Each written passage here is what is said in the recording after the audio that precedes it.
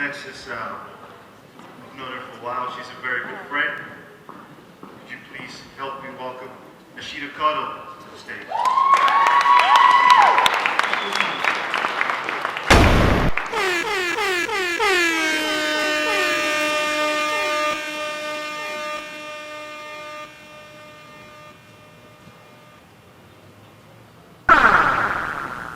I speak my mind and say how I feel. When it all comes down to it, I just keep it real.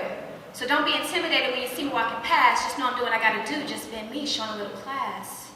But don't get me wrong, I too can be ghetto, but that's what makes me so complete.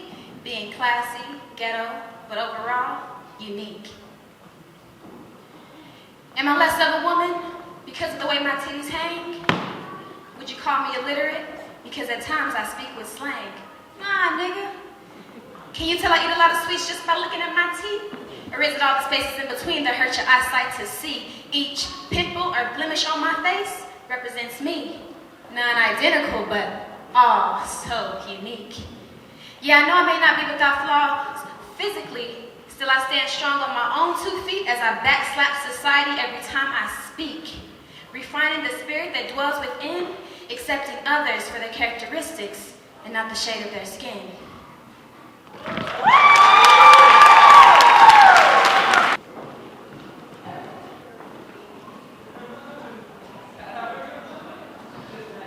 Day 1. Naked. Almost anything could be found in a book these days. Wonder if a book exists about my life.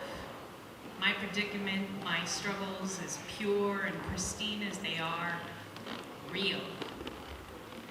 One thing is certain, I'm going to read voraciously this year. Not necessarily in the hopes of finding myself, but perhaps to help snatch myself from the gallows of self-pity, something I'd deign worse than if someone had shot me in the heart. Like Soni Mooney, the first day of the depot, an African rite of passage to womanhood where young girls are paraded before an entire village naked with the admonition to always tell the truth. I begin this year's journey naked. A white woman with a modicum of African custom? Yes, I'm desperate for change, a better life, my soul's emancipation. Like a stranger befuddled by 1,001 insecurities, I hesitate to introduce myself, to write about my life, to let the drapes fall, to confront my nakedness and all of its prudery, to evolve. My laughter, if I must tell you, is moderate, and I waltz between a very serious novel and a light comedic read. If ever I'm a character in a book, I'd be found in the more complicated, internally dialogued Jane Eyre than I might in the very bright, more modern and fast-paced Confessions of a Shopaholic, or the very bright and sprightly Bergdorf Blondes. So there you have it. Emily Kent, an unassuming woman, born and raised in Utah of all places. Voluptuous with buttocks, hardly the cynosure of anyone's eyes. I'm a college dropout who is 1 semester shy of a degree in English, and not that this matters, but geology fascinates me, and I love taking photographs. I'm divorced, and unfortunately, so that remains to be seen. I am mother of 3, 2 daughters and a son. Chloe is 12, Zoe is 10, and Ethan is 8. My children are my world. Or is this the one lie I tell myself to numb myself from my miserable existence? I must confront it. My motherhood, that is. To be sure, I'm being the mother through and for the heck of it, and not attempting to live vicariously through my children. One needn't have guessed it. There isn't much to my life, otherwise I won't be here attempting a sense of it.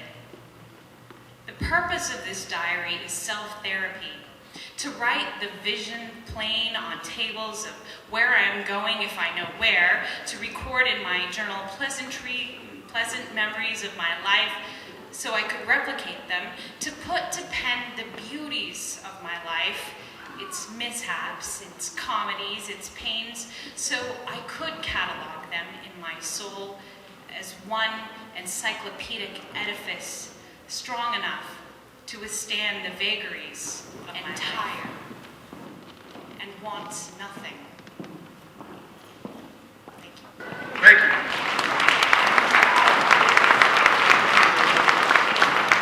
I feel like Hugh Grant in the movie Love Actually, where as Prime Minister of England and against the US, he brags Shakespeare and David Beckham. We may be a small country, he says, but we are a big one too. A country of Shakespeare, Churchill, the Beatles, Sean Connery, Harry Potter, David Beckham's right foot, he says. David Beckham's left foot, he says.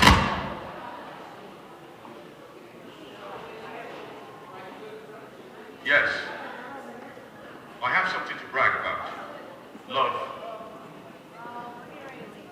Tonight I brag your support. I brag your belief in self-love.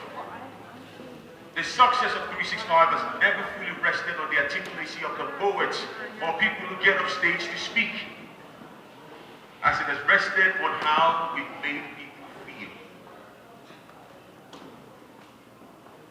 The society is never greater than its women.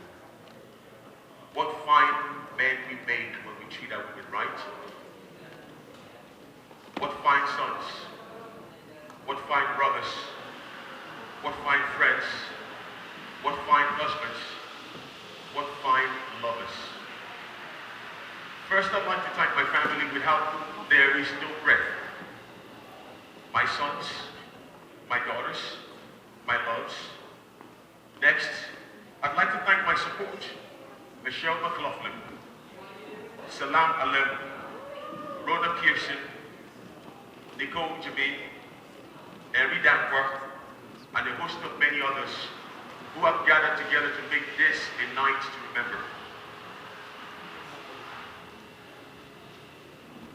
I also would like to thank everyone here in attendance, everyone who bought a ticket to be here. For 3 years I started 365, not knowing where it was. That's a lie, I knew where it was. I wanted my voice to be heard. I was writing a book. And the publishers in 2010 were offering me very bad deals. 15% for every book I sold I was doing. But I decided to take matters into my own hands.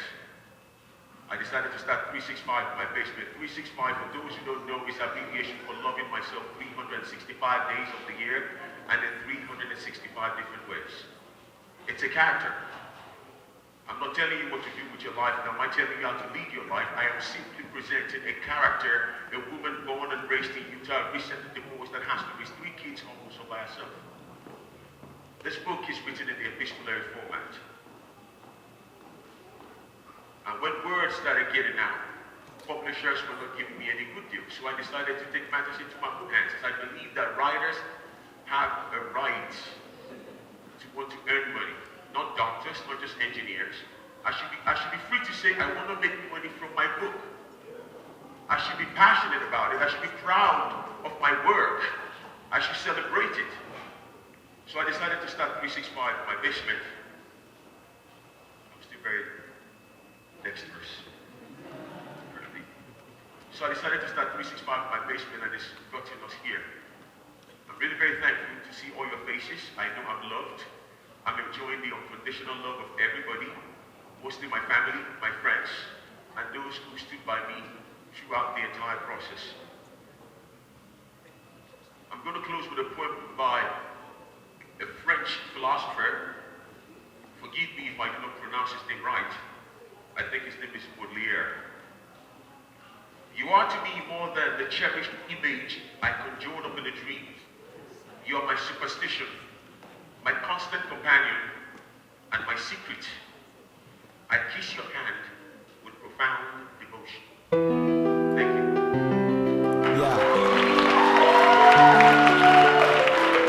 Alright, hi guys, my name is Luke Harewood. I'm from Trinidad in the Caribbean.